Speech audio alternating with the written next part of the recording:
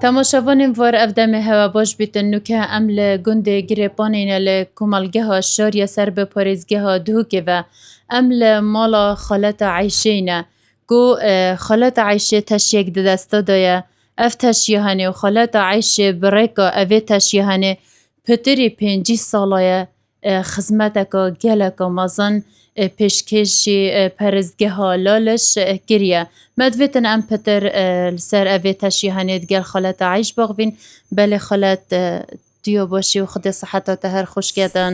سەرچاوە هاتن ژێری هەتاڤێری سەرسەرێمە هاتێن خێر و سلامەت هاتێن سەرچاوە Belê em memnûnê teyne te dergehê mala xwe bû me vekirî eger tu şiyabayî te bû me bi hez kiriba ev teşya di destê te da temenê wê çend e û te çi kar pê kiriye di jiyanê da?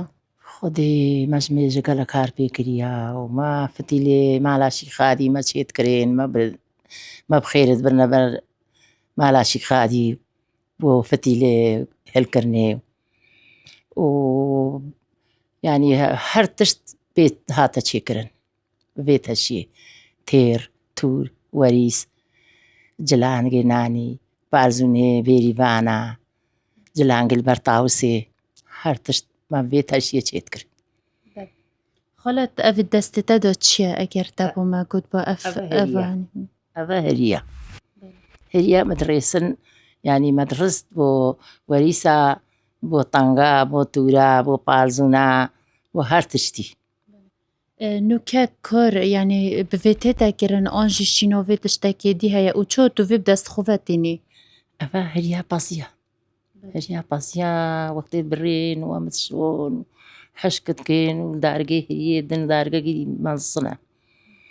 Belê û ji nû em dirêsên û xelmetek hebit em pê çêtkirin. Xalet ev teşyihanê çawa heta nûke te parastiye û maya digel te? Me hilgirt. Me rahkir. Gelek tişt yanî em radikine. Belê. Jiyana berê da û heta nûke yanî çi guhrîn bi hewa hatiye kirin? Ê Xwedê çi bêjim jiyana berê gelekî xweş bû. Xweştir bû ji vê ge.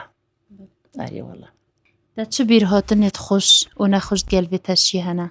Xwedê elhemdullah xweşî jî hebû nexweşî jî hebû. Elhemdullah. Tu dê şê bû me bi hezkê xweştirîn bîrhatin te digel de hebîtin? Ê Xwedê me xweşî gel de dîtiya û me şol pê dikir û me her tişt pê çêtkirin û êkî mihtac be me dayê şolê xwe pê dikirin û